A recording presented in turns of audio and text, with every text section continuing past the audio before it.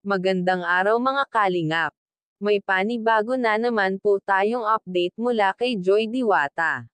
Pero bago po iyan, kung bago lang po kayo dito sa channel ko po palike ang subscribe my channel. Pakisuportahan na rin po natin ang ama ng Kalingap na si Val Santos Matubang at Kalingap Rab Matubang pati na rin ang mga viewers at reactioners. Maraming salamat po.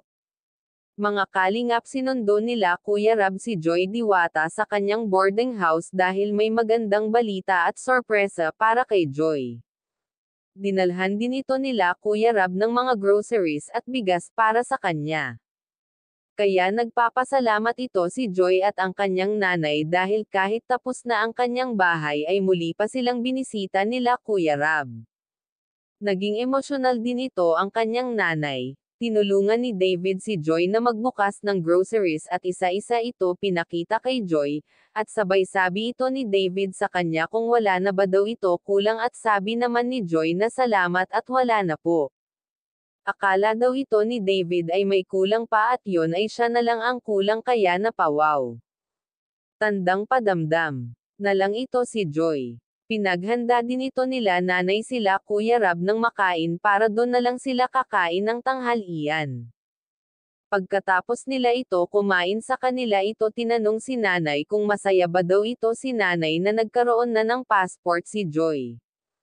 Sabi naman ito ni nanay sobrang saya daw niya dito para balang araw daw ay makapasyal siya sa ibang bansa dahil laging bundok na lamang daw ang kanyang pinapasyalan. Ang hindi alam ito ni nanay ay ipapaalam nila si Joy.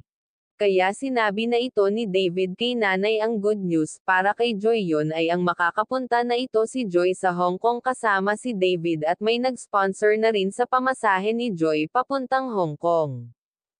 Dapat pala ay hati sina Joy at David sa pera na pinadala ng isang sponsor. Pero napakabait naman ito ni David dahil ibibigay na lang daw niya lahat kay Joy ito.